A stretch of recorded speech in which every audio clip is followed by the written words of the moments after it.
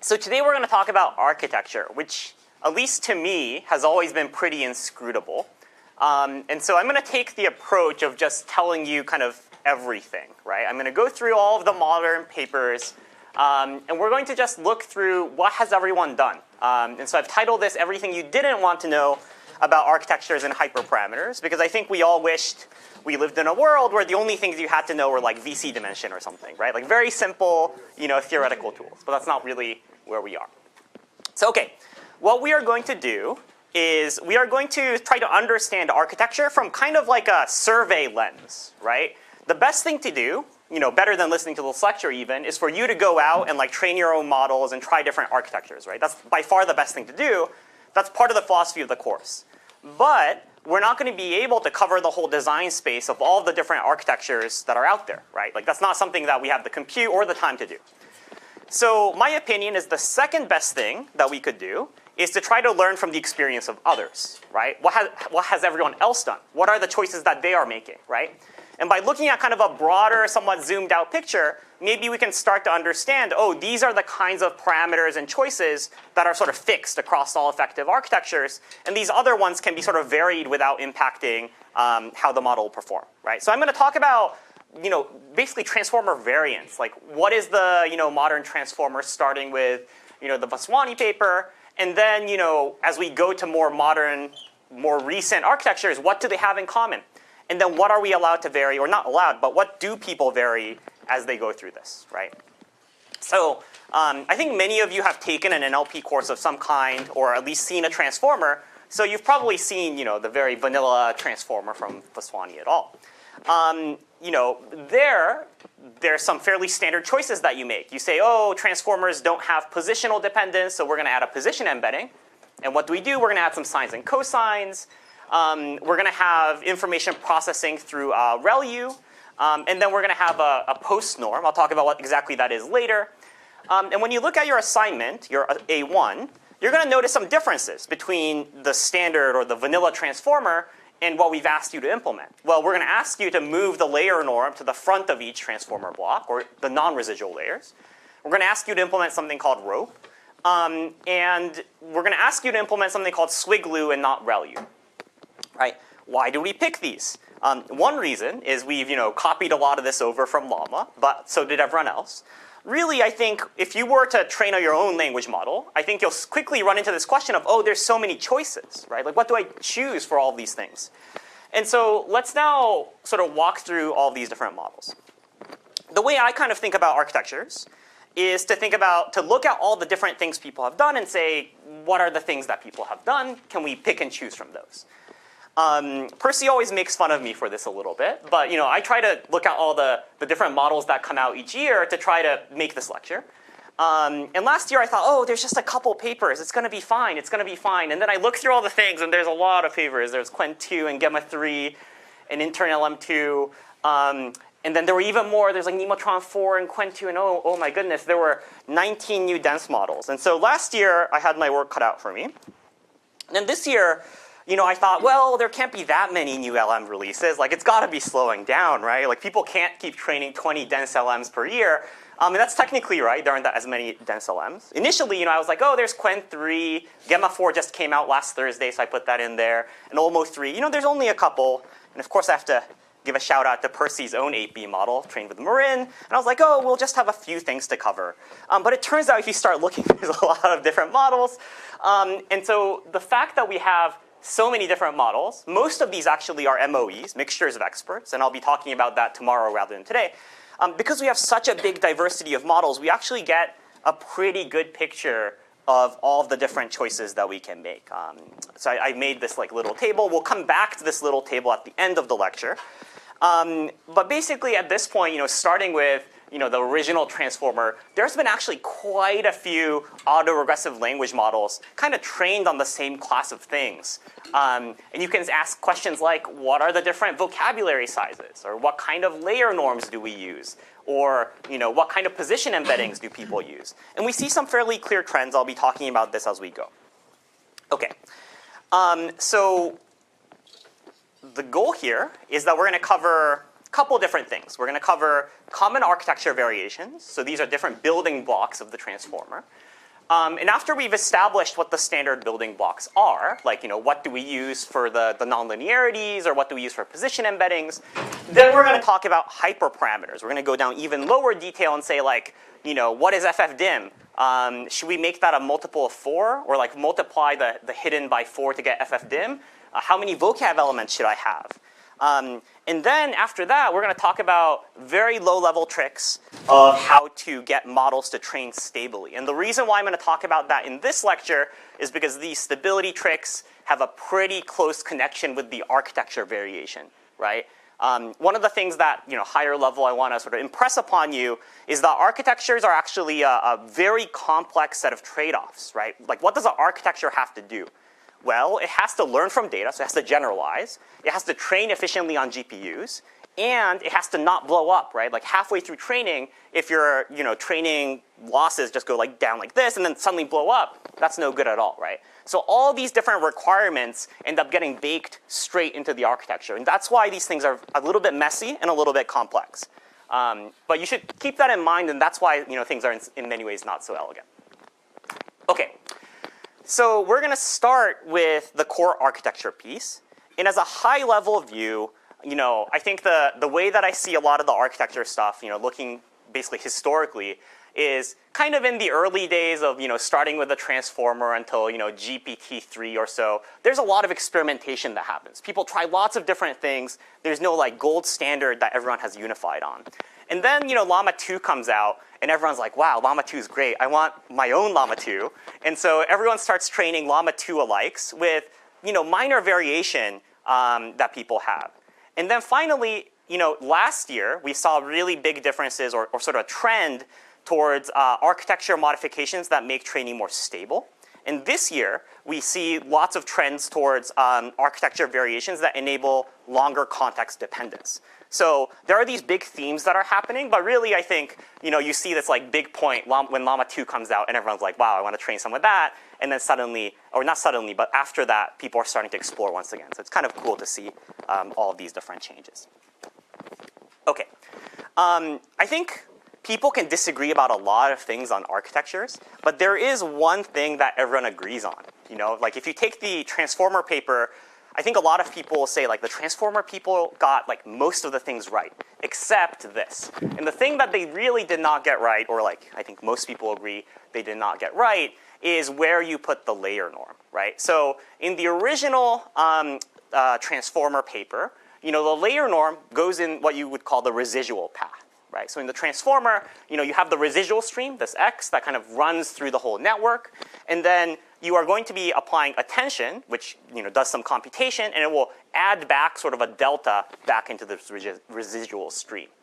And then in order to make sure that these gradients are sort of stable across layers, a layer norm is placed at the end of each of these components. Now, instead of putting the layer norms in the residual stream, there's an alternative. I'll refer to this as pre-norm, in which you can put the layer norm outside of the residual stream, but before each of the computations. So you can put it before the multi-head attention. You can put it before the FFN, right? We'll call this pre-norm. The nomenclature will get a little bit confusing. You can call this post-norm for now, but let's call this sort of residual norm, right? Because you're putting the norm in the residual layer. Basically, all modern language models push the layer norm outside of the residual stream. This is just like a thing that basically everybody does.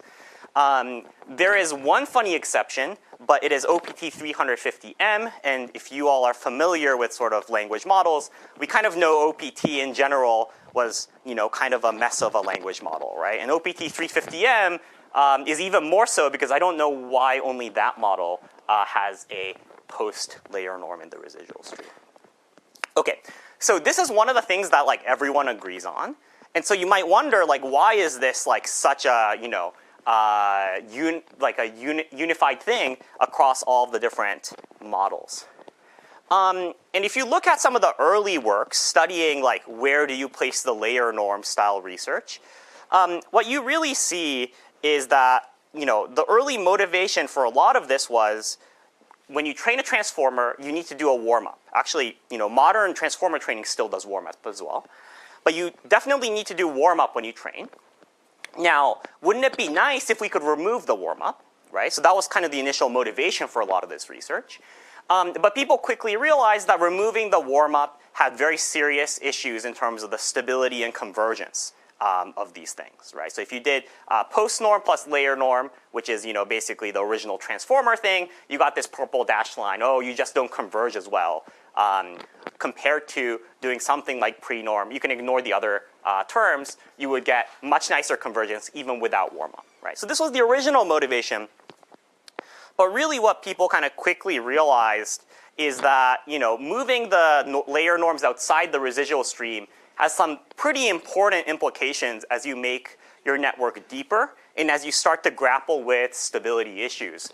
To me, I think the gradient attenuation issues are kind of the most clear.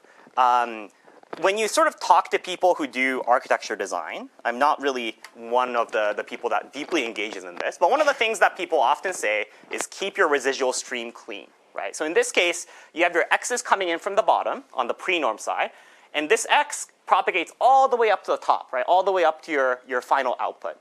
And that allows gradients to propagate, if in the backward pass, straight through this, right?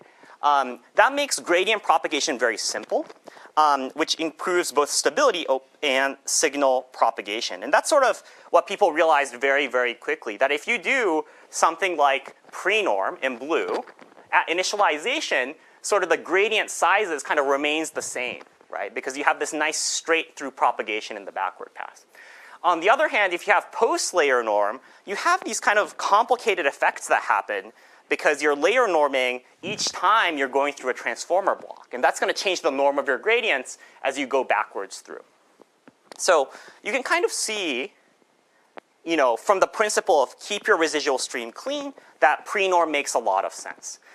People also realized through experimentation that this also improves stability in general, that the sizes and frequencies of gradient spikes were improved under pre-norm compared to post-norm. And this is a figure from Salazar and Yuan, who were one of the first ones, I think, to study this phenomena carefully. And I think this is the reason why it's stuck around, right? Stability and the ability to go deep are both very, very important for modern large language models. And so this idea of moving your layer norm outside of the residual stream is one that basically everyone has adopted. So now, if putting layer norms in residual streams is bad, why does layer norm have to be at the start? Of course, we have pre-norm, which is before a computation, but we could have it after a computation as well, right? That's equally good, at least under that logic. And that's exactly right.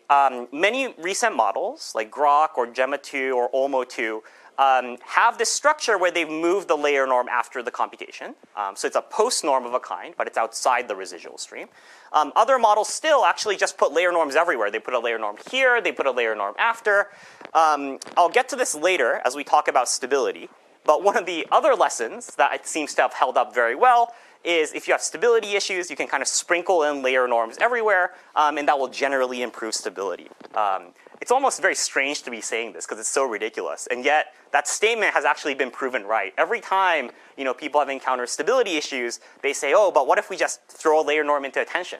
Turns out that works too. We'll get to that later. So okay, that's post norm, or double norm in this case, where you have two layer norms here. Okay. The other thing that you can do is in the original transformer, you have the layer norm, which is this operation right here. So you have your activations x. You're going to mean subtract, divide the variance, and then scale it back up, right? And this works just fine, right? It's not like this is wrong. And many models have successfully trained on this scheme. But basically, most or all modern models, I think, use RMS norm, which doesn't subtract the mean or add a bias term, right? So it's just a scaling down and scaling back up, right? So you can see this in the equation here. And really, layer norm is more expressive than RMS norm. So there's really representationally no reason why you have to use RMS norm.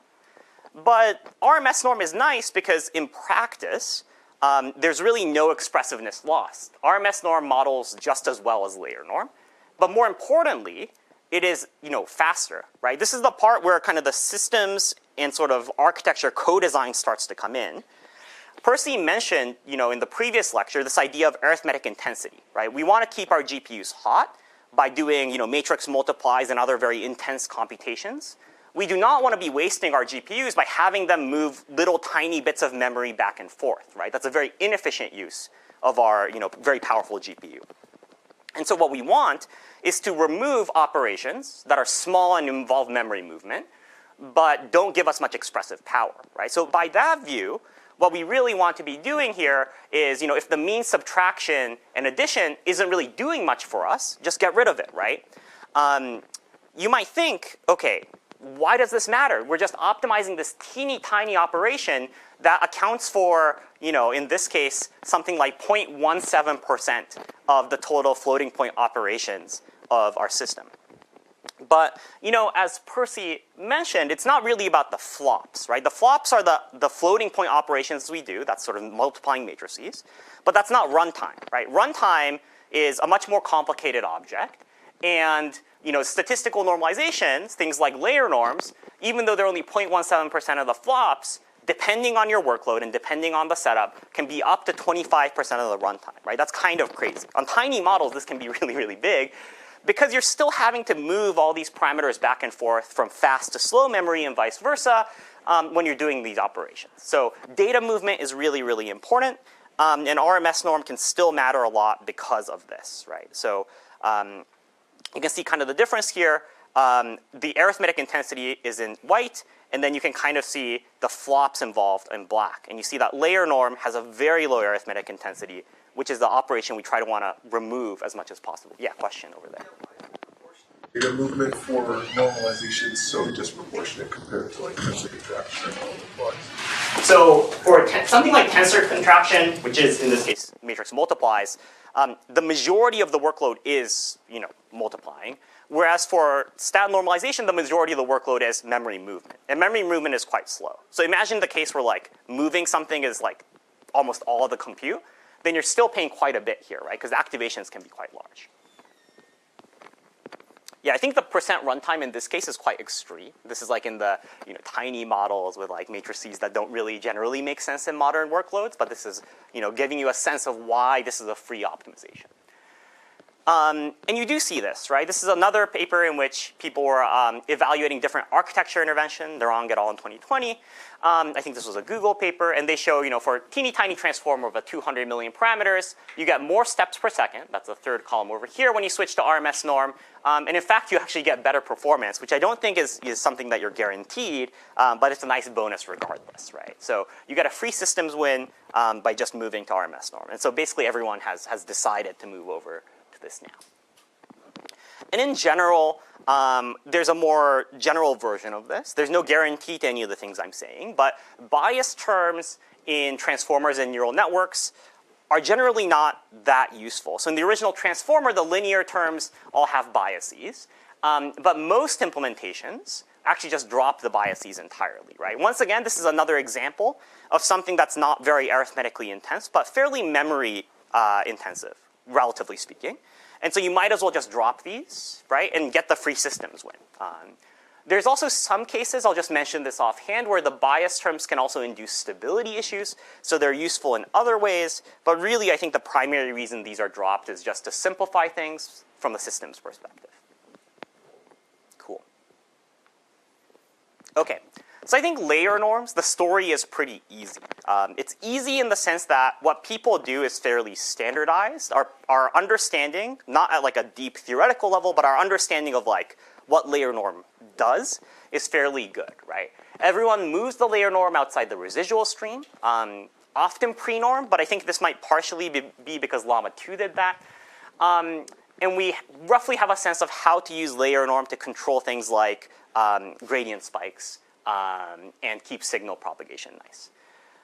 Related to that, we also now basically always use RMS norm, and you hopefully understand the general principles here of basically just dropping bias terms. And that allows us to keep our system more arithmetically intense while keeping the expressive power the same.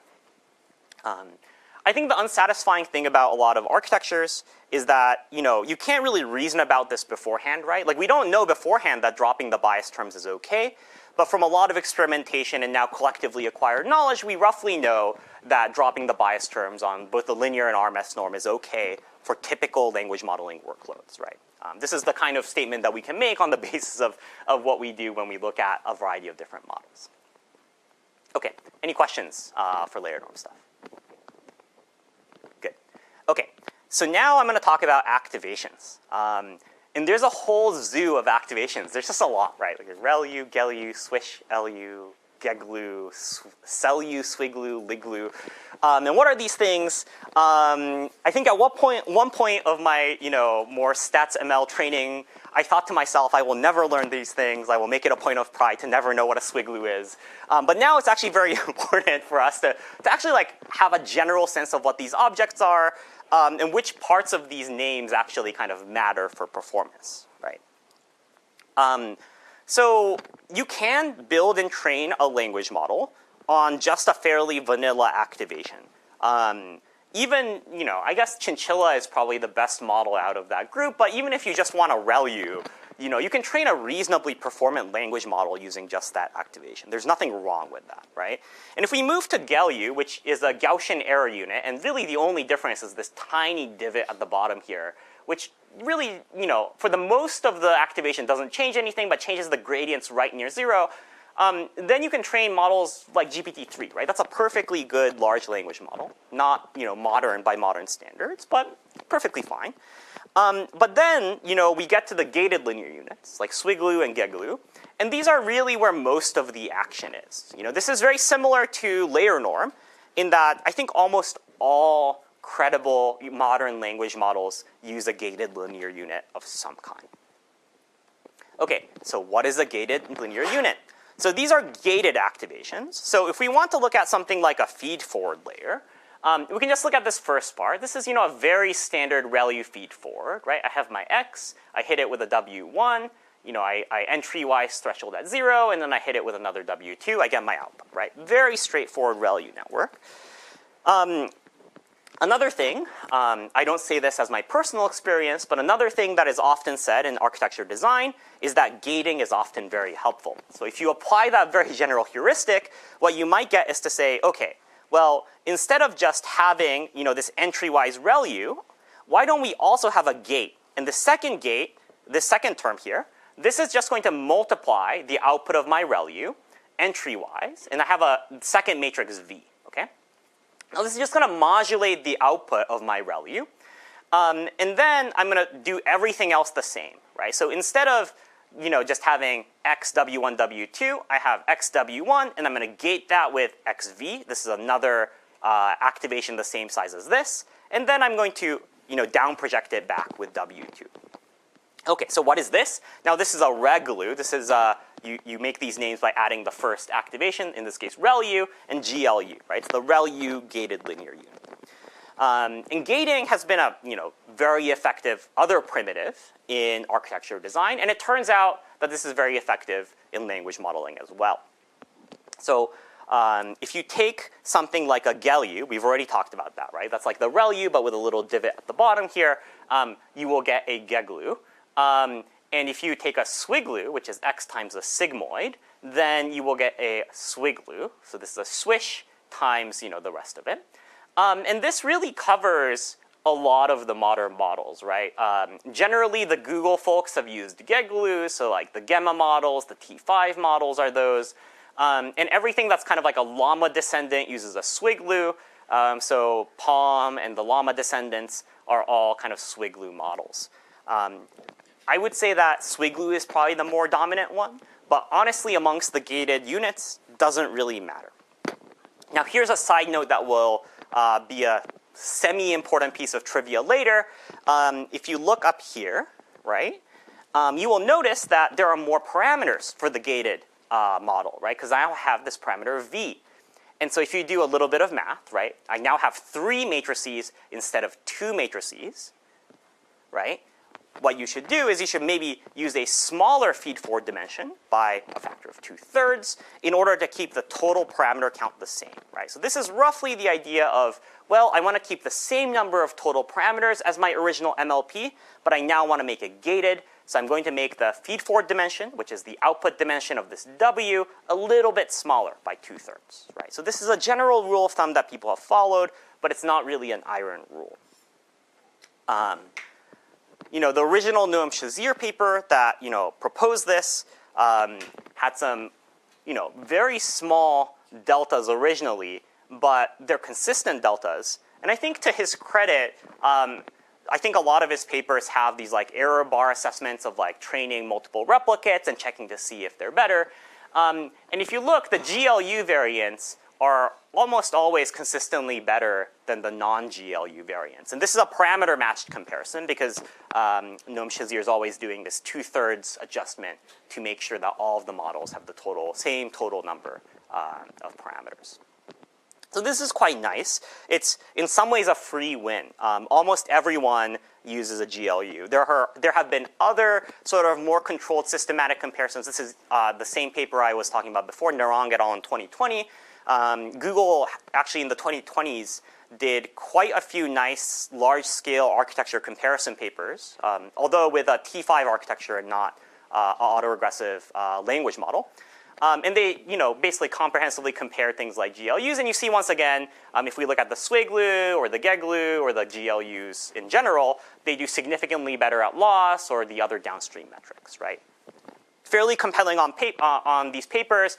Also clear from now a lot of model training runs that SWIGLU and GLU are good, right? So there's a lot of variations in gating, but really the important single axis to know is that gating for these nonlinearities is actually quite important. Gives you a nice boost without much of a computational cost. You know, that's not to say that gated linear units are necessary. I mean, GPT-3 was that. I think the Nemutron 340B model used a squared ReLU, which is a kind of a crazy choice, but that works too. Both of these models are perfectly performant, but it's actually quite rare to see anything that's not trained on a gated linear unit, right? So evidence is pointing towards consistent gains on using these gating tricks. Okay, so those are, I think, the more consensus choices for things that we can do in architecture. Now this one I think is a really fun idea, but one that I think now the test of time has shown maybe is not quite as good or maybe not as popular of an idea. Normally, we do our transformer blocks serially, right? We compute our attention, then we compute the MLP, right? One after the other. If you're very systems-minded, you might say, well, this introduces a bottleneck, right? I have to wait for the computation of one to do the other. If they were instead in parallel, I could bring to bear some new and cool systems optimizations, potentially, right? So you might ask, could we parallelize the transformer block? And this was originally an idea that was in GPT-J, which is the open source attempted replication of GPT-3. And kind of very interestingly, I think GPT-J has been surprisingly influential in sort of propagating a lot of ideas. I mean, Palm as well. Google is actually surprisingly bold with the architectures that they do. But the description in Palm, which you can see in their report, is kind of the following. Instead of nesting this, which is the sequential form at the top, you know, you're just going to add together the output of the MLP and the attention layer and just add both of those back into the residual stream. If you implement this right, you can actually share a lot of the components. Like you can share the layer norms, you can fuse the matrix multiplies. This allows you to potentially get additional systems optimizations. And I think a lot of the people that have been influenced by Google, so Cohere, you know, was founded from one of the former transformer authors. They do a lot of Google-inspired optimizations. They followed kind of this architecture. But not very many others. This has been an approach that has really fallen out of popularity over the past, I think, 2 years. I think mainly because optimization of the serial form has gotten sufficiently good that the systems gains from the second one just isn't worth the small hits to representation power that you end up getting going from parallel to serial. Effectively, you can think about it as you've lost half of your depth, right? And that can be a deleterious thing to do to your model. Okay, So in terms of the architecture things, actually, the fact that this is so short should kind of suggest to you how much the original transformer formulation has somewhat stood the test of time, right? Because the only thing I'm really talking about changing here is, where the norms go, or, whether we have bias terms, or whether we gate the MLPs. But those are actually pretty minor changes compared to all the things that you can do. Now, those of you that are, sort of carefully paying attention might say, but wait, there's a lot of transformer alternatives that change the attention. Yes, you'll have to wait until next lecture, because today I'm just only going to cover sort of core attention-based methods, and next lecture I'll throw in a little bit of state space model stuff. But as long as you're in this like dense attention land, actually the architecture from the original transformer paper is pretty close to what we do.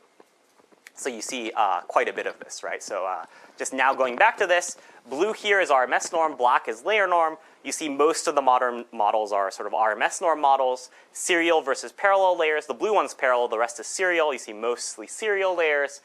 Pre-norm versus post-norm. Some of these ones that I marked as post-norm are actually pre and post-norm. And then these ones on the right, these are GLUs almost always, with the exception of things like Falcon, which use a gated linear unit. But almost all of these are really gated linear units for modern models. So you can see the trends quite visually from what I'm telling you. OK, so really the thing that is very different across implementations, and I think a place where a lot of the architecture stuff is still in flux, is how you do kind of position dependence and incorporate information from other positions, right? So the core attention component in some sense. So there are lots of different ways that you can encode position into a transformer.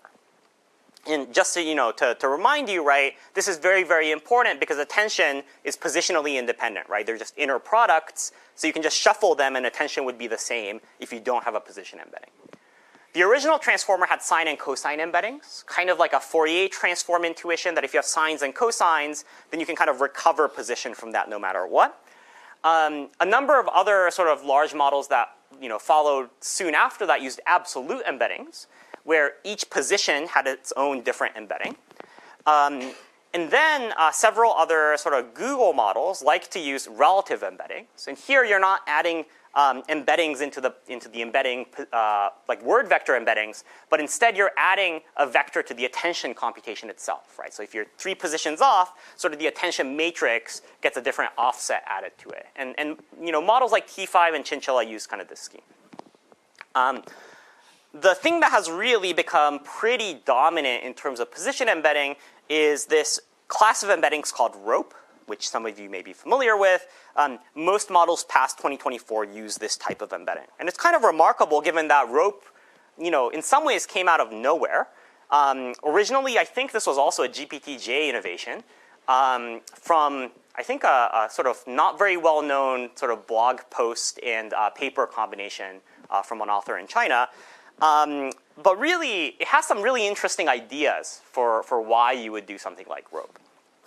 So rope, is a relative position embedding. And a relative position embedding, let's make an opinionated stance that I should not care about the absolute position of any words. So if, A and apple appear together, even if it appears at the start or at the end, right, in rope embeddings, they should kind of get the same sort of result. And we do know that, and we want to sort of represent it in this way, right? So I have an embedding F, and I have another embedding F, and these are going to take in the identity of the words X and Y and the positions, absolute, of I and J. And I want this to be equal, if I take the inner product of these embeddings, to be equal to a function that only depends on the relative difference, right? And every existing embedding before it didn't really fulfill this equality. Like sine is not relative because it has these absolute cross terms that are not relative. Absolute position embeddings, just by the name of it, is obviously not relative. And then relative embeddings, technically these are relative, but they're not kind of embeddings because they're just adding to the attention matrix, right? So there's no inner product structure that you can extract out of this guy. So given this, you might ask, is there a nice way that we can truly have this relative embedding? And the idea is very cool. It's really just looking at kind of properties about angles and cosines. So we want our embeddings to be invariant to absolute positions, and we know that inner products of any kind are invariant to arbitrary rotation, right? So the idea is to say, I'm going to take my semantic word vectors, the ones that are independent of any position, so this is my starting point, and then I'm going to rotate each of these vectors, in this case in 2D, based on the position that the words appear. So, just as a simple example, let's say we have the sentence, we know that, right? We appears at position 0, so I'm not going to touch that at all, right? I'm just going to keep that where it is. The word no is at position 1, so I'm going to rotate it by some angle, right? And that's my one position rotation. Now, what happens if I apply the same idea to the following sequence? Of course we know, right? In this case, we and no are still adjacent. They're right next to each other, but their absolute position has shifted, right? Of course, comes before we know now. In this case, I'm going to rotate the word we by 2 positions because it's 2 index, right? 0, 1, 2. So the word we is in the second position number 2, so I rotate by 2. I rotate no by 3 positions because it's in position number 3. And what do you know? The relative angle between these two is still separated by 1, right? So this is a very, very simple idea of just using rotations to represent position. And if we do that, then anytime we take an inner product, those inner products are going to be invariant of absolute positions. Now you might say, well, in 2 dimensions, that's pretty easy because you've only really got one choice. You've got clockwise and counterclockwise. But in high dimensions, there's an infinite space of ways that you can rotate vectors. So what do you do in d dimensions? Well, you do the simplest possible thing, and it works. The simplest possible thing is to reduce it to the 2D case repeatedly. So you have a d-dimensional vector, just cut it up into chunks of 2, and each pair of 2 dimensions gets rotated. And the theta at which these things rotate vary, right? Some of them are very low frequency, so they rotate very slowly, so they can capture long range dependence. Some of them rotate very quickly, so they capture things like, are they neighbors to each other, right? And then at the end, after I've rotated every pair of vectors, I get sort of my final embedding. So this is the, rope approach. The paper, if you read it, has a very complex motivation about complex numbers, but really, I think the intuitive way, at least to me, to think about it is to just, you want to rotate by reducing to the 2-dimensional case, and you're just rotating every pair of coordinates. Gemma 4 just came out on Thursday, and they have like another different kind of fun thing that they do, which they call, I think, proportional rope or p-rope, which is a really strange way to just say that the only thing they rotate is the first 2 coordinates, but that's another valid thing that you can do as well. So there's a lot of different things that you can do in this space that ends up working. Okay, in practice, what you're going to end up doing is, you can take your vector and you can make a sparse multiply with sines and cosines, and this is going to be giving you some way of rotating your input vectors x's, right? So x times w times r, this is going to be your final embedding that you get. Okay, and finally, this is a sine and cosine, which looks a little like sine embeddings, but it's really important that I'm multiplying with these sines and cosines rather than using them as embeddings, because that means that there are no cross terms. And this is purely relative, right? There's no absolute position information that you'll get out of inner products. If we really, really wanted to get into low-level details and you ask, like, how do I actually implement this thing? You're going to have to do that. You have your usual attention stuff, and then what you do is you generate cosine and sine angles based on the position IDs of sort of where your sequence is, and then you're going to apply those cosines and sines onto both your queries and keys for your sort of attention computation. And you can either apply them as a matrix multiply, or you can go through and apply them manually just as a rotation. Right? Fairly straightforward, and you would do this at the attention level rather than at the very bottom to sort of enforce position invariance every time you're doing attention computations. Okay, so that was rope. It is a little bit confusing, but once you understand the geometry of just rotating things, it's actually fairly straightforward. Okay, I'm going to pause here for one moment in case anyone has questions about the various architecture bits. We're going to then talk about even lower level details about hyperparameters. So yes? Do you know about any papers that do a higher dimensional rotation? Higher dimensional rotation? It's a good question. I don't think so. By a higher dimensional rotation, like any 2D rotation in the space would just be kind of a variant of this. You could certainly do like any one manifold that like is a closed loop. I have not seen that. Yes? What do you think is the best way to distill this kind of knowledge from papers or technical reports? It's a good question. I don't know if there's a way beyond some combination of like looking broadly enough to get a pattern, which is the procedure I'm trying to do in this lecture here. And then the other one is to try it yourself, even a much smaller scale, to form an intuition and like a theory for how these things come together. I think those two are really the right ways. I think reading any single paper in isolation is very, very difficult, especially now, because no single paper seems to give any full detail for a lot of language models these days. Oh, lots of questions now. Okay, good. We'll go in. Yeah. So I have a question on the parallel layers and the serial layers. Yeah, I understand the modern models are thinking of the resource dependency, so they will use the parallel layers.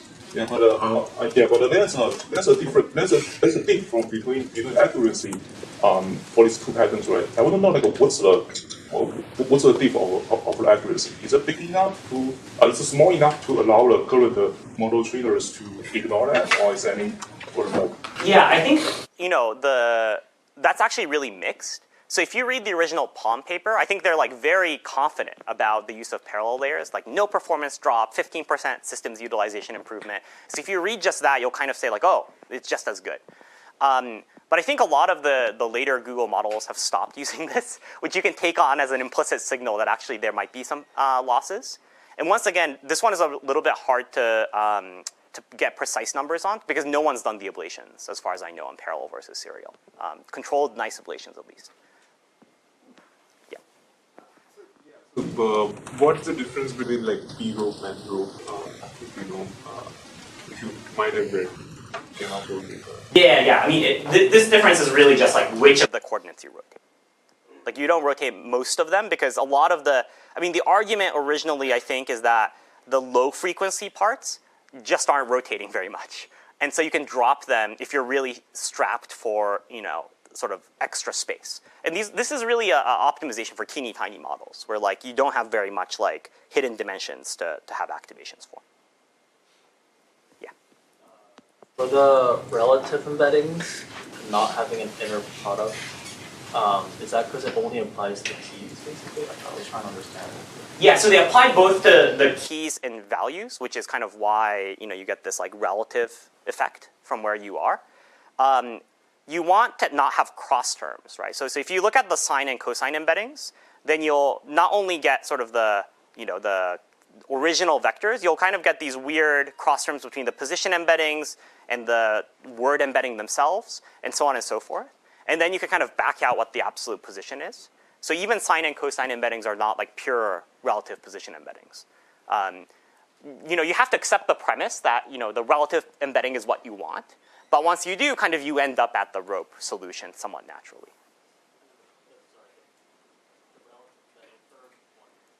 Yeah. Yeah.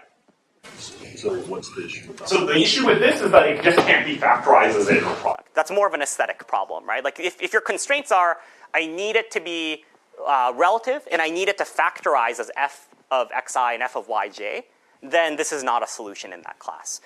To be fair, there's a lot of embeddings that work this way that do work. Like alibi and other kinds of like approaches like do this kind of inject into the attention matrix, and they do reasonably well. It's not necessarily the one that's become the dominant approach is what I can say. Cool, okay. Great.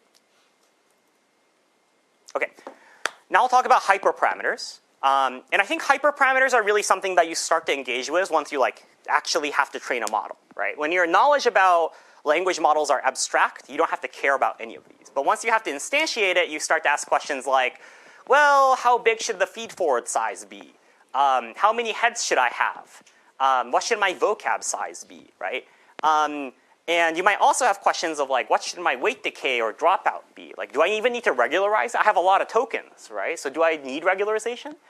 And do I need very deep models or very wide models? Like, what are the right kinds of things to do here, right? And all of these, if you start out with no knowledge, it's actually very daunting because you have to search this like very big high-dimensional space.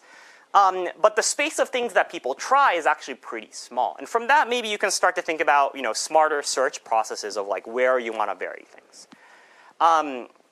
One of the things that's a really consensus hyperparameter is this idea of the ratio between the feed-forward size, which is kind of the output of your first matrix multiply in an MLP, and the model dimension, right? So this is really the ratio of the two dimensions of your W1 and as well your W2 matrix. This seems like a thing that's very important and controls kind of the richness of your MLPs. So what should it be? Well, for whatever reason, it should maybe be 4 times your hidden dimension, right? And this is a rule of thumb that works remarkably well. And I will show you some data on like why maybe this is a fine number to choose. There's a few exceptions. And funnily enough, the really extreme exceptions kind of backtrack on that. Okay. Exception number 1 is variance of the gated linear unit. I already told you about this, so if you were thinking about it, this is probably cached in your head, right? GLUs have more parameters, right, if you keep the same dimensions. So if you want to keep the parameter size of your MLPs the same, well, you need to scale down by 2/3, right?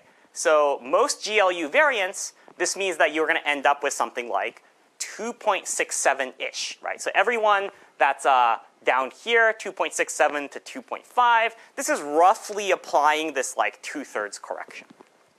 And then for whatever reason, the Llama 2 folks decided, well, we actually have very efficient attention heads with like MQA, which I'll talk about later. And because of that, we can multiply this ratio by an arbitrary 1.33, and we'll get roughly 3.5. And so the Llama people kind of like arbitrarily chose a slightly different ratio, which essentially emphasizes the MLPs a little bit more. But really, if you actually look through all of the papers, you'll find either 2.6-ish or 3.5 for GLUs, or 4 if you're doing non-GLU models. Okay, there's another exception which I find to be very funny, but also very, very cool, which is, throughout, as you read these like technical reports, you'll find that most people are just very boring in their choice of architectures. They're like, we did Llama, but we changed one thing. But folks at Google are very bold sometimes. And T5 is one of my favorite ones because they have some really bold settings. They decided that instead of following this like 4x rule of thumb, they decided that they want to have a 64x multiplier, which is like way bigger than 4. And they have a reasonable argument for this as well. This is another like systems-based argument, right? They said, well, if the bigger my matrix multiplies, the more efficient I can keep my hardware. So if I make this, multiplier really big, then, my matrix multiplies can potentially be sort of more efficiently utilized, right?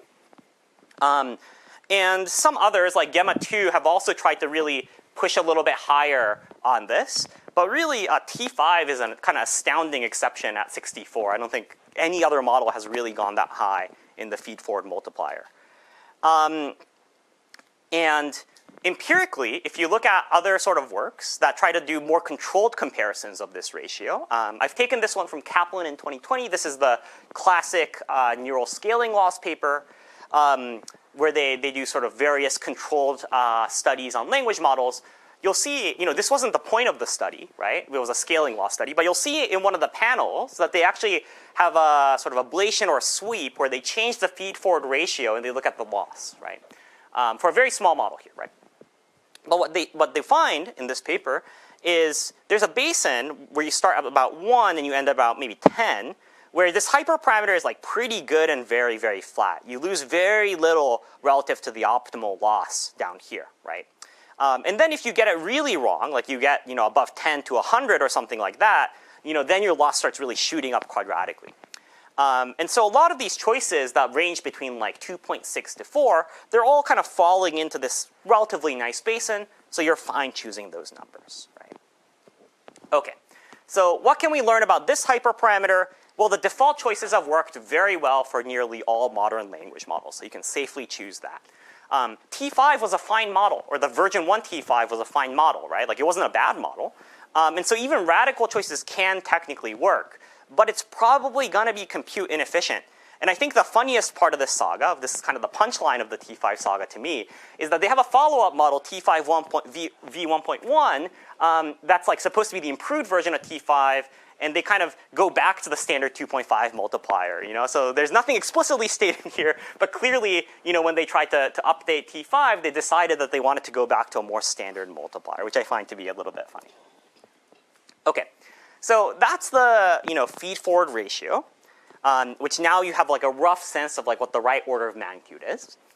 Now let's talk about a different consensus hyperparameter. I always found this to be very strange when sort of teaching 224N and, you know, just sort of teaching students about this, which is if you have a multi-head attention, where you have multiple heads for your attention in your transformer, the canonical thing to do, the thing that almost everyone does, is if you have multiple heads, you make sure that the size of those heads, the head dimension, is such that you sort of have the same dimension as a single head transformer, right? So you always make sure that you sort of divide the hidden dimension to basically multiply with h. So in this case, right, you have h, the number of heads, and the dimension of each head is d over h, so you multiply the two and you get d, right? For some reason, this is kind of the rule of thumb.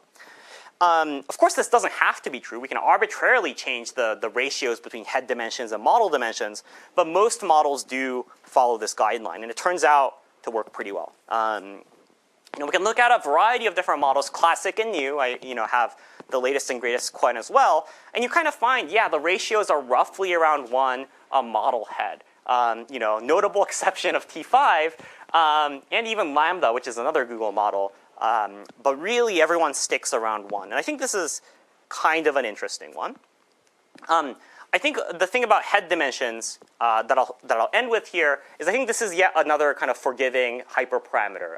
There's a couple ablations that people have done. There's, once again, a pretty wide basin around 1 that you can sort of get away with.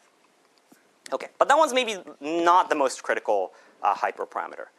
I think maybe one of the most critical and interesting ones, I think conceptually, is this idea of an aspect ratio, right? And sort of to add an extra point here, when you scale models up or down, the way you usually do that is you fix an aspect ratio, like how wide your model is versus how deep it is, and then you make the whole model bigger, right? So the aspect ratio in some sense controls the entire depth to width trade-off as you make models bigger. Now, you might wonder, how deep should my model be? Like, if you've been following all this stuff on like reasoning and so on, you might think, I need a really deep model or a really shallow model if I want systems utilization. You might think that there's a lot of sort of variation. And there is a lot of variation, much more so than other hyperparameters. But there's actually like a fairly clear sweet spot that most modern models fall into. You don't really see models go like too deep. And you also don't see models go too wide in either direction, right? You see most models have a ratio of about 100 D model over N layers. So about 100 sort of width for every layer that you have. I mean, this is true for like GPT-3 or Llama or any one of these models. And really, I think the considerations are partly a trade-off between expressiveness and hardware, right? If you have an extremely deep model, they get very, very annoying to deal with systems-wise. The deeper your model, like what is the ways that you have for parallelizing them? Well, you might have to cut up your layers. If you cut up your layers, we'll talk about this in the systems lecture. Once you start cutting up your layers depth-wise, you have very serious issues in parallelization. Pipeline parallel, which is what this is called, is something that like most people really, really do not want to deal with. Whereas width is much easier to parallelize. If you have a really wide model, you can cut that up very easily in your GPUs. Tensor parallel is what it's called. It's much, much simpler to deal with. And so in some sense, there's systems reasons to go wide, and maybe there's expressiveness reasons to go deep, and you end up at roughly 100. And I think one of the really interesting things about transformer hyperparameters is there are a lot of hyperparameters that seem quite important, but they're also fairly forgiving, and people have converged roughly on the minimum. This is yet another plot from Kaplan et al., which shows another sweep over hyperparameters for differently sized models. And once again, you see, regardless of kind of the size of your model, roughly speaking, the optimum aspect ratio is fairly similar, and they live at about 100, maybe a little bit less depending on how you want to do the accounting. But really, anywhere near 100 is a pretty safe bet for aspect ratios. Ite and others did a number of really interesting sort of like architecture variation experiments in which their general conclusion on this was that, let's look at the top panel here, you have a lot of different kinds of models that you can have in terms of depth to width trade-offs.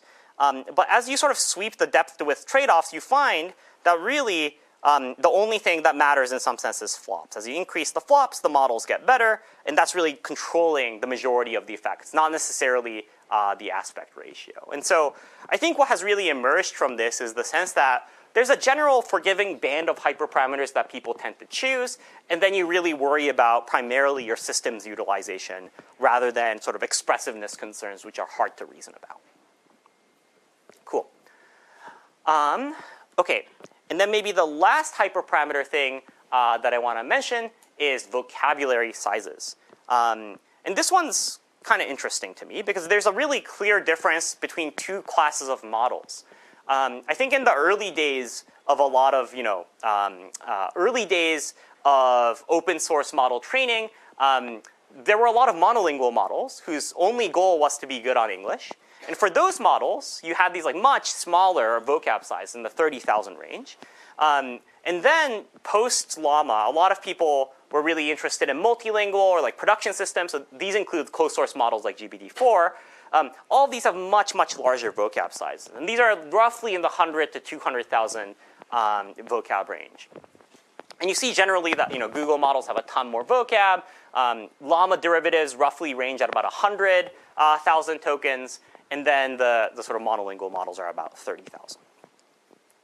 This is somewhat clear. The multilingual models really do need much larger vocab to cover the whole space.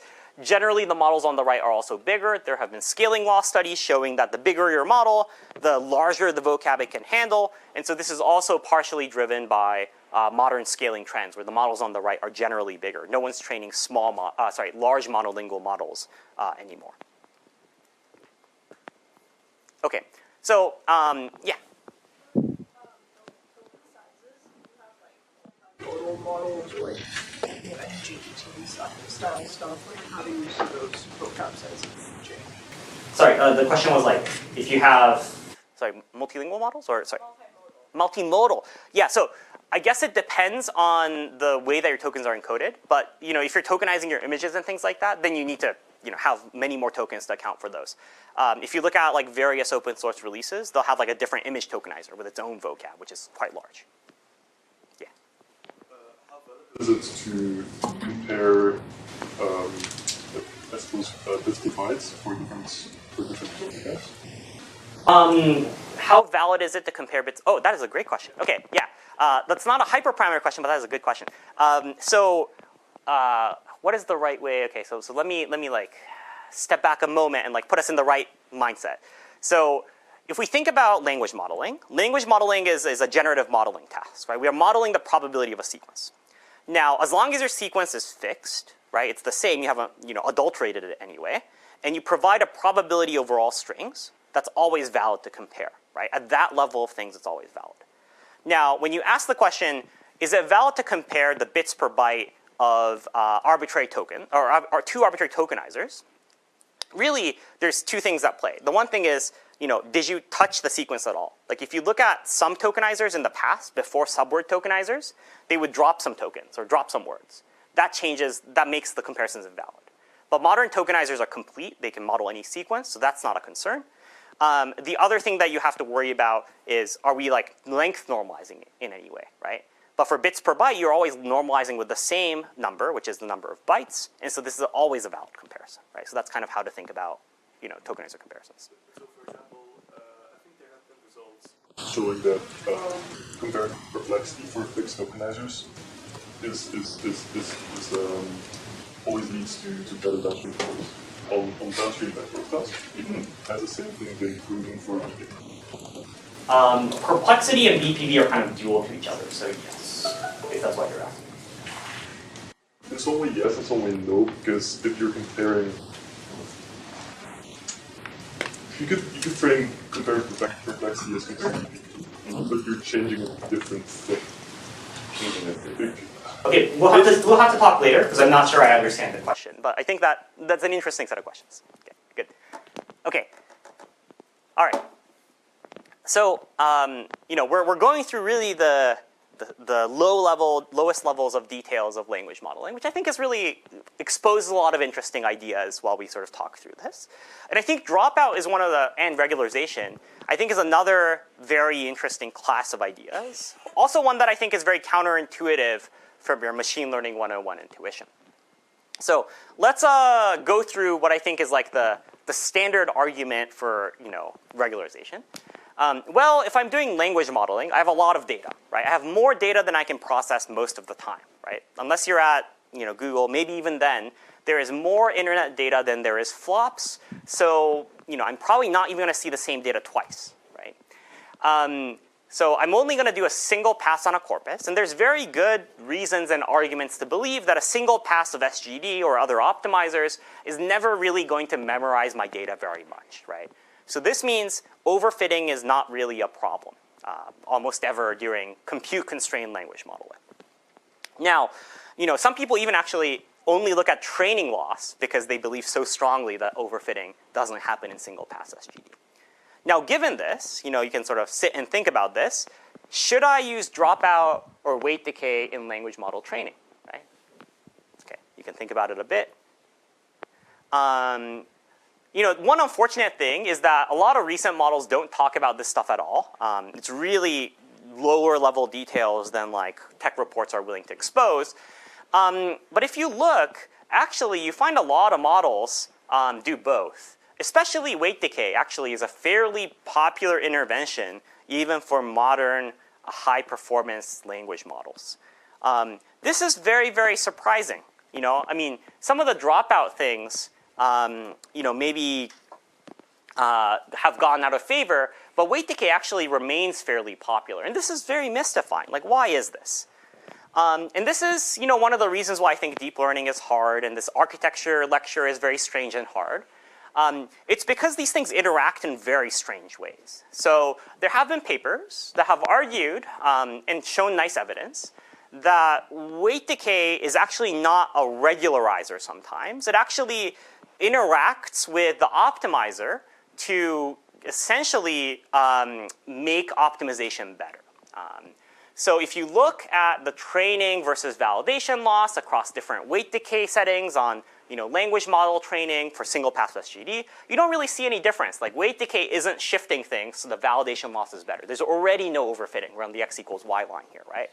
So doesn't control overfitting, but if we kind of look at different levels of weight decay, and not only just different levels of weight decay, we look at weight decay combined with learning rate decay, what we find is that the stronger weight decay runs, these blue dashed lines on the bottom, do significantly better because they start out slow, but they essentially end up converging to a much better minimum later. And this is, generally true when we decay learning rate, not necessarily true when we're in constant learning rate, which is maybe somewhat more of where your intuition is coming from. So, this is part of why it's very difficult to reason sort of a priori or like from scratch, the behavior of all of these different choices, and why, I think Percy and I have designed this class so that you interact with stuff, because, you might come upon this thing where basically weight decay is actually an optimization intervention and not necessarily a regularization intervention, which is, what you would expect here, right? So always keep that in mind, that these kinds of unexpected effects can really start to kick in for these kinds of settings. Cool. All right. So to put everything together for hyperparameters, there's actually for a lot of the maybe more hairy looking hyperparameters, actually just fairly standard choices that have worked well for everybody, right? Factor of 4 rule of thumb, keep your head dim and your number of heads equal to the model dimension, pick an aspect ratio roughly around 100, and if you ask about regularization, right, you want to maybe try a couple of things because regularization actually does interact with optimizers in ways that are quite counterintuitive, right? So this is the thing that some people still do, even though you don't need the regularization at all. Actually, maybe I'll stop here in case, yeah. Are there any significant architectural differences maybe for like diffusion modeling? Ooh, diffusions. That I have not looked into enough, to be honest. There aren't that many people training big diffusions is one issue.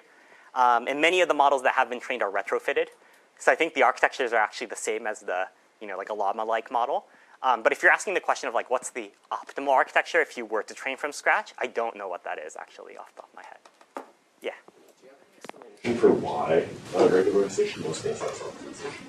Well, I guess it's not that regularization in general affects optimization. I don't think people do dropout anymore because it doesn't really interact well with optimization. But for example, weight decay, which is shrinkage to 0, that might allow you to use a higher learning rate, or it might allow you to decay faster. There are lots of ways in which all of these terms are interrelated. Cool. Okay. Now, I've talked a lot about how to design expressive models by sort of looking at all these other models that have been trained. One of the things that I'll highlight now is over the last few years, a really big emphasis has not been on performance alone. It has actually been on stability. And this becomes an increasingly important concern as your models get more and more expensive to train, right? We've kind of seen that a lot of these choices are forgiving, right? Everyone's kind of doing similar stuff. And so, you can mess with these, but you're not going to get a big performance difference. That's fine.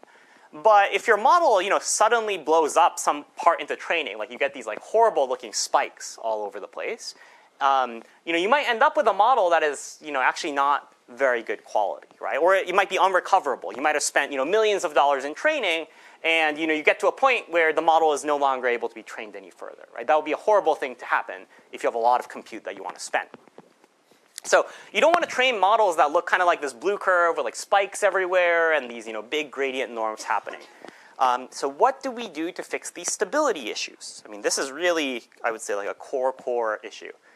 And if you have stability issues in language models or in general neural networks, there's a few usual suspects that you've got to start looking at. One of them is the softmaxes. And the softmax has two things that are both really bad for stability. One of them is an exponential, right? We can see how that blows up very quickly. You also divide two numbers, and that's also a potentially very dangerous operation, right? So a softmax is one place where you got to be extra careful. And where are the softmaxes in a language model? Well, there's two of them. There's one on the output side when we output our probability distribution. And then in attention, when we normalize the attention, there's going to be another softmax, right? So we can think of both of those as really kind of danger zones for our model, especially the attention. But okay, let's start with thinking about the output softmax. The output softmax can blow up on us. And one of the things that we can do is we can try to control sort of the normalizer problem. So let's sort of think about the softmax calculation. We want to compute a log probability to compute the loss. Now, what is the log probability? Well, it's the output of your model, u, and then you've got this log normalizer, right? This u is well behaved because in some sense this is the output of your model, right? This is just the output of your residual stream with all the things that are added in. So if u is well behaved, then log p, the first term, is well behaved, right? If the model is being okay. Now the second term, this log z, this might not be so okay, right? If z is really big or really small, even if the output of your model is somewhat well behaved, it could blow up. And what is z? Well, it's an exponential, right? So it could potentially blow up very quickly on you. Or if this is 0, it could also blow up on you, right? So both of those directions are very bad. Now we would ideally like our z to be somewhere near 1, right? Or log z to be somewhere near 0. What can we do? Well, one of the things that you notice, right, if you sort of thought about the action of the softmax, is this whole thing is over-parameterized, right?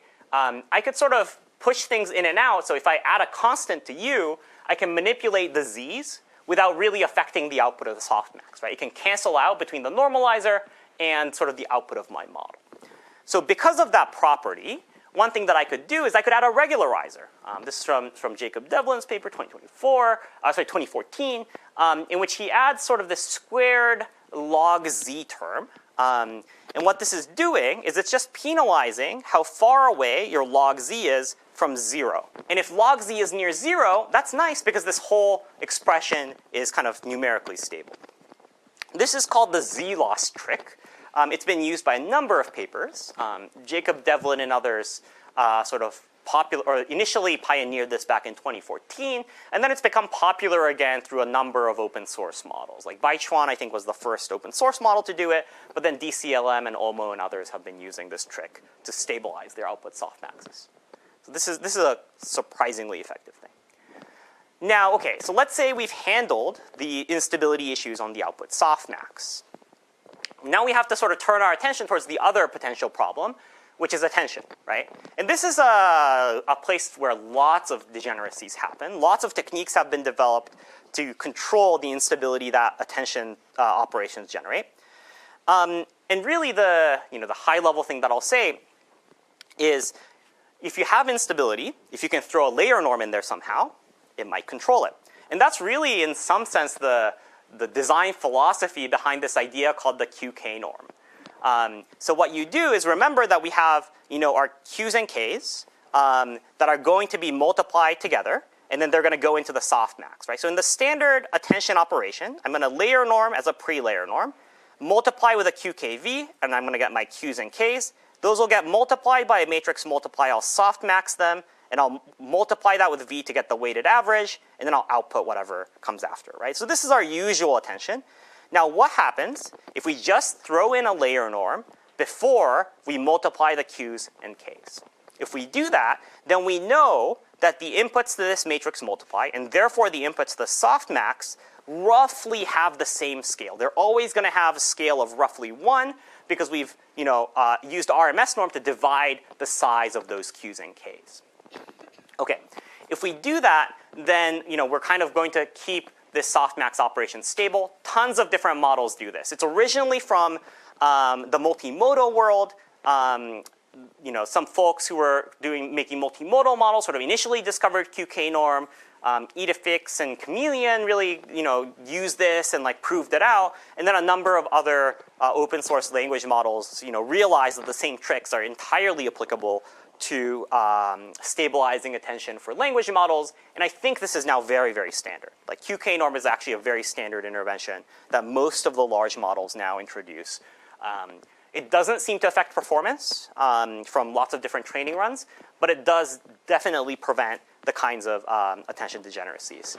I'm really, the way that I've seen this is, we have layer norms initially in the pre-norm, now we add them after the nonlinearities in each block, and now we're throwing them in both the Q's and the K's. And really, I think this is kind of getting at the stabilization tricks that people apply to this world. Okay. Now, the final set of things that I'll talk about as a stability intervention, and frankly, this one is not as popular and more of a Google-specific trick that I've seen. But logit soft capping is a much harder intervention that some people apply. So this one, in QK norm, what we're doing is we are controlling the inputs to the softmax and sort of hoping that the outputs are well behaved. If we really, really want to enforce well-behaved outputs, what we can do is we can kind of take the logits, the things that go straight into the softmax, and we can just cap them off so they can never be too large or too small, right? This is almost a hard constraint. It's called a soft cap, of course, but a tan H, is bounded at some value. And so this is in the Gemma models. I think both Gemma, or Gemmas 2, 3, and 4 all use the logit soft cap trick. And what they do is they take all of their logits for the attention layers, and then they soft cap them at some value. Some NVIDIA folks have done actually quite nice work doing systematic comparisons of these stability interventions. And what they find is if you start with a baseline model, you can do all sorts of different interventions. And QK norm is here, and it does slightly better due to the fact that you can crank up the learning rate a little bit. But if you do soft capping alone, you actually end up losing performance. So there is a quality degradation that happens. This is a very strong intervention. You can never express very confident signals in your softmax beyond a certain point. So it does have some negative consequences, but this is a very safe way of stabilizing the outputs of your attention. Or sorry, the inputs to your attention, the logits that go into the softmax. Okay. So that's kind of the end of the stability components. I can pause for a moment here, and I'll talk about sort of various attention things after that. Cool. Okay. All right, so the last thing I want to talk about today is various interventions that you can make to your attention head. And as I was saying at the beginning of this lecture, I'm only going to talk about all the things that you can do to sort of dense all by all attention today. So if you were interested in hearing about state space models or linear time attention, sadly today is not the day for you. The things that I do want to talk about, which are really commonly implemented attention interventions today, are group query attention, which really saves inference costs by reducing the number of heads, and sparse or sliding window attention, which really originally came from the GPT-3-ish family, but have now really been adopted widely by most models that are looking to do long context, unless they're doing exotic SSM stuff. So I'll start with group query attention, or GQA or MQA. I'm going to first set up the need for these kinds of things, and then you'll kind of hopefully see what the trick is and why it's fairly natural. So for the moment, we've been talking about training and modeling and all these things, but let's take a pause. And now let's think about deployment, right? You've trained this very big model, and now you need to serve it to lots of users, and you're going to pay a cost for serving. And you're going to have to, in abstract sense, pay for two different resources, right? You're going to have to pay for your flops, right, the computation that you're performing. But you also have to pay for another thing. You have to pay for your memory accesses, right? Because the memory accesses are also going to impact your system's characteristics, your latency, your utilization, right? So you want both of these things to be small. Now, let's think about what happens during training, or alternatively prefill, when you're looking at your prompt, where someone gives you the stuff. In this case, the total arithmetic operations you have is, order of magnitude, batch size, sequence length, hidden dim squared, right? That's roughly the size of things that you get. And of course, we're doing quadratic attention, so we've got d squared. We've got total memory accesses. What is our memory access that we have here?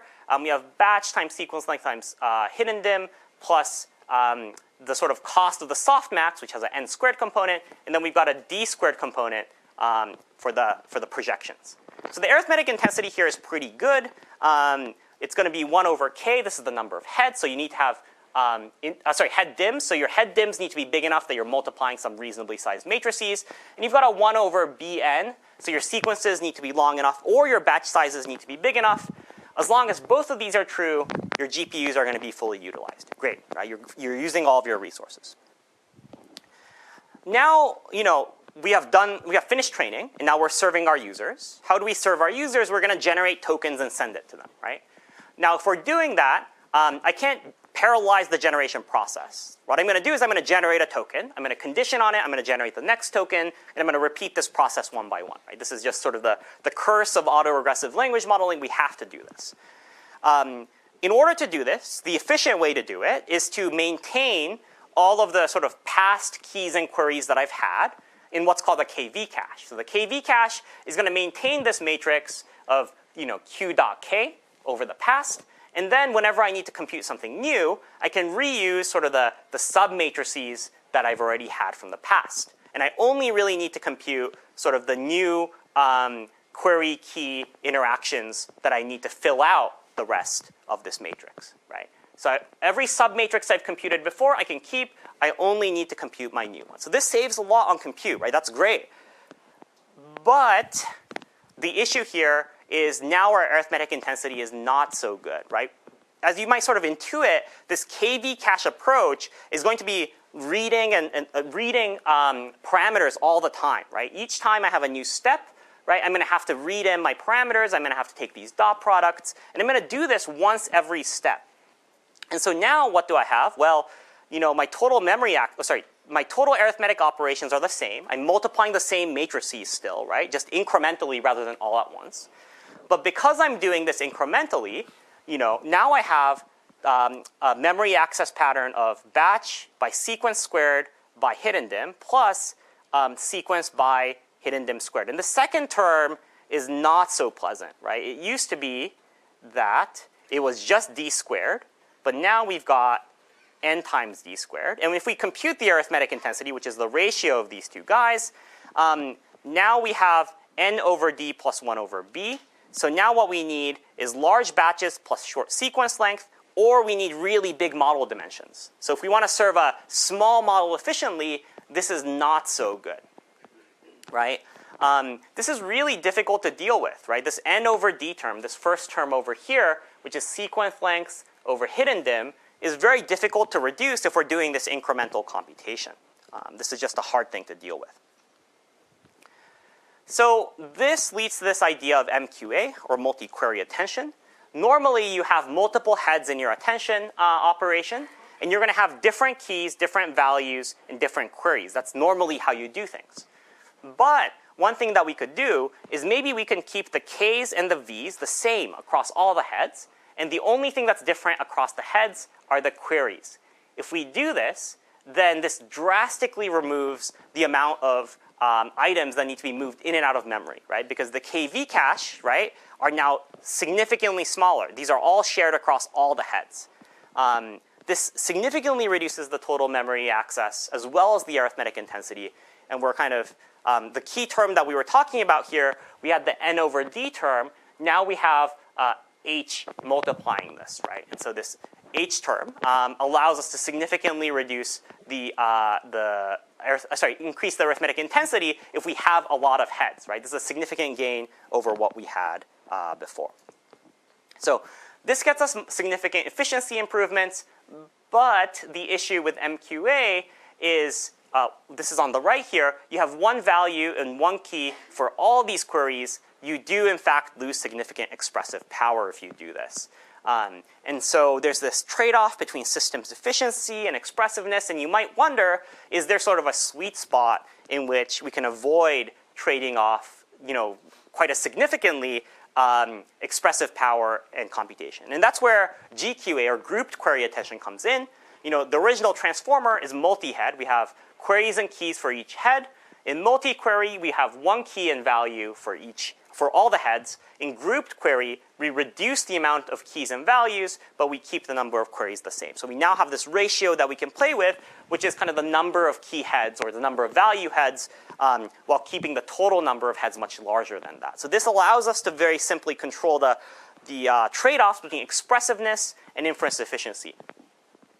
There are other sort of tricks from DeepSeek v2, multi-head latent attention, that I'll sort of mention briefly next time, which sort of have a different kind of factorization structure and a different set of trade-offs. But really, the nice thing about GQA is that in practice, the trade-off is quite favorable. So if you have multi-head, your performance, this was, in the, I think, T5 days, if I remember right. This is your downstream model performance. This is your time per sample. You want to reduce this as much as possible. With multi-head attention, you have best performance but very high cost. With MQA, you have lower cost but much lower performance. Similarly, if you make your model smaller to try to hit your performance targets, you get much worse performance. GQA really does get the best of both worlds. Very low inference cost, nearly the same performance as your full multi-head. And you see sort of this GQA group structure where if you have a small reduction in the number of heads, you basically have most of the gains in your performance, which allows you to sort of keep most of the expressive power while getting significant inference improvements. And Percy will talk a bunch more about sort of the inference mechanics later, but sort of this should give you a flavor of why models today almost all adopt this GQA structure, because it gives you a lot of this inference cost, which is really critical, without very much of a expressiveness hit. Cool. Any questions for GQA or KV cache? Yeah. But given that you have so many rules of thumbs for what hyperparameters are good, to what extent are you still searching over hyperparameters versus exploiting these rules of thumb that you have? I think it's a mix of both. I think every sort of model training run has some theses about what can be varied. And so you see this in a lot of the reports, where I think the hyperparameters are often not where people are touching too much. But you see architecture changes one at a time in a lot of these reports. But it's very rare to go and change everything up. I think Google is one of the only orgs that seems to really spice things up in a significant way. The Gemma series has done some pretty interesting things. The most recent Gemma 4 release, for example, now has individual embedding for every layer. in a way to control the trade-offs between like memory use and flops. It's a very interesting set of things that they've done. Oh yeah, back there. There have been experiments with like dynamically altering some of these parameters during training. During training, let me think. Weight decay, yes. Weight decay, people change in concert with like learning rate. That is actually a heuristic that people do. That works very well. Other than that, I don't know if there's a lot of different hypers that people change during training, especially because the architecture ones just make training incompatible. So you can't really change them while you're training. Yeah, so I think weight decay is probably the one that I can think of. The others are usually fixed. Yeah. MQA is it's not just inference time fixed, it's applied during training. That's right, yeah. You train with a certain number of keys. Yeah. Cool. Okay, the last thing I'll talk about is sliding window attention, which is a really old idea. Like, GPT-3 used actually this, if you read the paper, they'll say we alternate between full attention, where every position can attend to everyone in the past, and a banded matrix style attention, where you can attend to everyone within a fixed window. And OpenAI has some early work on these kinds of like different kinds of attention patterns that you can use. But actually, this has become really, really popular over the past year. This idea of alternating, the big full attention and a more local attention actually hits a sweet spot for how to manage like long context performance while not paying too much for inference. I think, the more recent revival in open models, I would maybe say Cohere Command A was the first one I saw do it, where they, had this like structure where every 4 layers they would have a full attention that attended to everything. The 3 layers in between would use a sliding window attention that would only be able to look at local structure. And of course, as you go up, in this case down, because they ordered the diagram the other way. As you go down sort of these blocks, you're aggregating local information into global ones. So the local attentions at the end can, of course, access more global information, but this, allows you to manage the cost of having a really long context without having to go for something like a state space model or more exotic intervention, and that's worked quite well. There's also some innovation where people change the embedding format for the long range information, where they get rid of things like rope, so you have no position embeddings at all. So you're really looking almost at bags, where the short range information still gets position information. So people do all sorts of kinds of interventions involving these both the embeddings and alternating local and global structure. I'll say that this is attention and in general how to manage the trade-off between long context and sort of long context cost and performance is still an active area of investigation. It's a place where the most architecture work and changes are still being done. We see essentially a bunch of other models adopt this idea. Llama 4, most recently Gemma 4, Omo 3. They all do this combination of sliding window attention and full attention, in their case using full rope instead of nope as the embedding. So as I said, this is becoming really, really popular. Qwen 3.5, which I've put on the right, they're actually a little bit different because they alternate a state space model called gated delta net and a full attention every sort of one full attention every 4 layers. So it's the same alternating structure, but they're using a different sort of cheap layer. In their case, they're using a state space model. I'll explain what that is next lecture, instead of a sliding window sort of local attention. But you see, this is like, I think, a new theme over the past year where open models are really trying to grapple with long context performance. And the way to do that, at least so far, is to have these hybrid models that aren't just global attention, aren't just cheap attention. There's some sort of mix in between. And that seems to have worked very well so far in a lot of these models. OK, cool. So as I was sort of trying to emphasize, when you look across all of these models, you start to see a lot of patterns and hopefully a sense of general understanding about what things you can do and what things are good defaults. We also see a lot of differences in how we handle context, in how we handle position embeddings. Even tokenization, there's some differences, right? So there are differences across these models, but there's also commonalities that hopefully now give you some intuition as you go out and do your assignments and sort of mess with the leaderboard and so on. Thanks.